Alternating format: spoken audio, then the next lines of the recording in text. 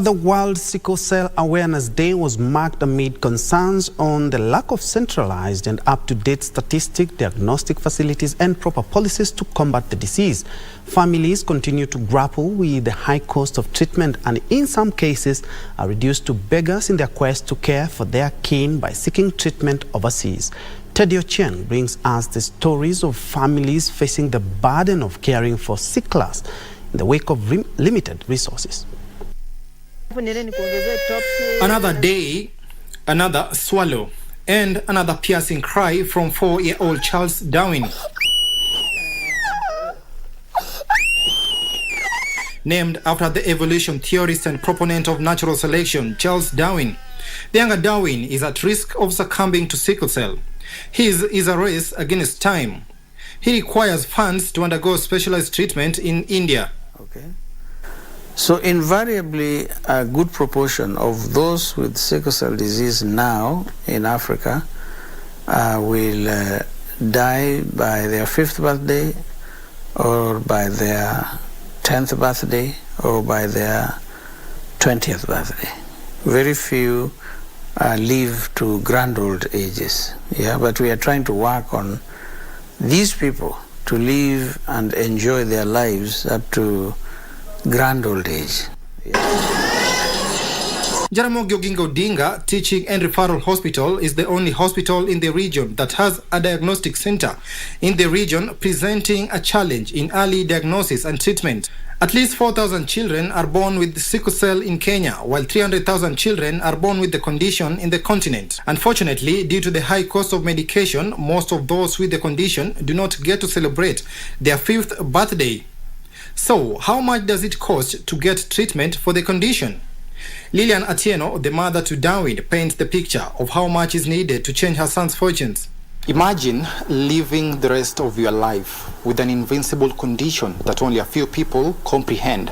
1 minute you are fine, and the next you are in excruciating pain.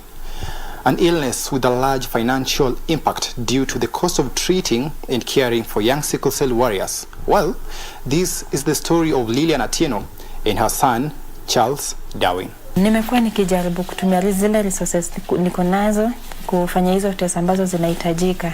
Unaona, kama nimesha test donors ambapo one test costed me 43,500 per person and I did 3 of them. Hizo test wanasema tufanya hii test tutume, fanya hii test tutume. So nimekuwa nikifanya hapa na pale kuzifanya test, tufanyia huyo test kama yeye sio sickler, vitu kama hizo.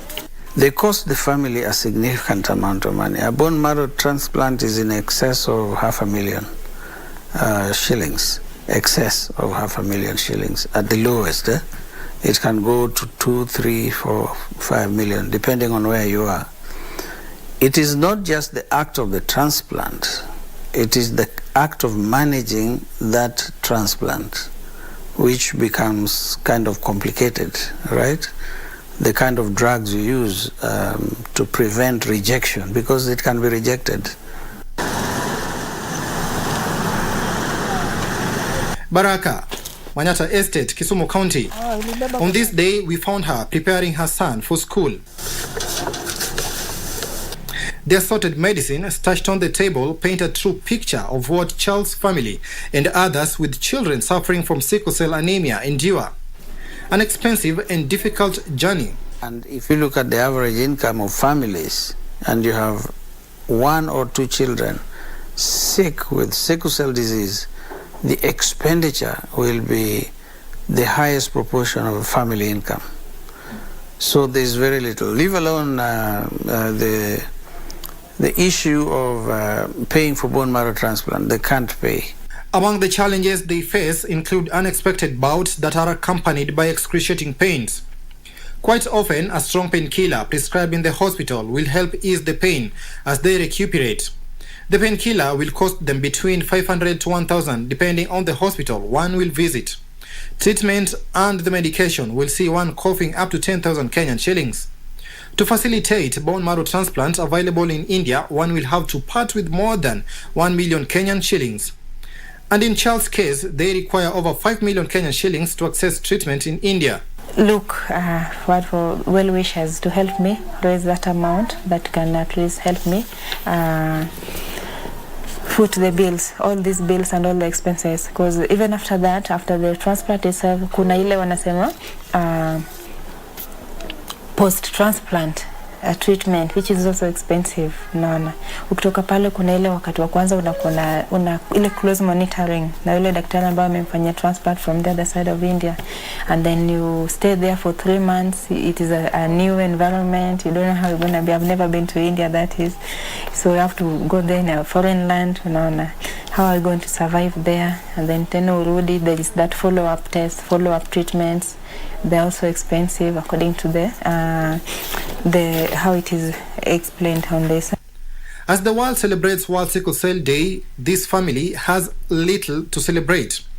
There is a hope that they will find money to help him access treatment, even as they call on the government to ensure sickle cell anemia patients can access services locally to ease the burden of care. Sickle cell is a collective problem. Because whatever causes it comes from both parties, and it requires collective solutions, not just of the couple, but the support for the couples in terms of family, in terms of clan, and then in terms of the county and in terms of the country. Charles Darwin's story is a stark reminder that sickle cell anemia is not just a medical issue, but a social and economic problem as well. The burden on families, particularly those from low-income backgrounds, is immense. There is a need for more concerted effort to combat this disease, support the affected families, and build a future for children like Charles Darwin. Reporting for KBC Channel 1 from Kisumu County, I'm Teddy Ochieng.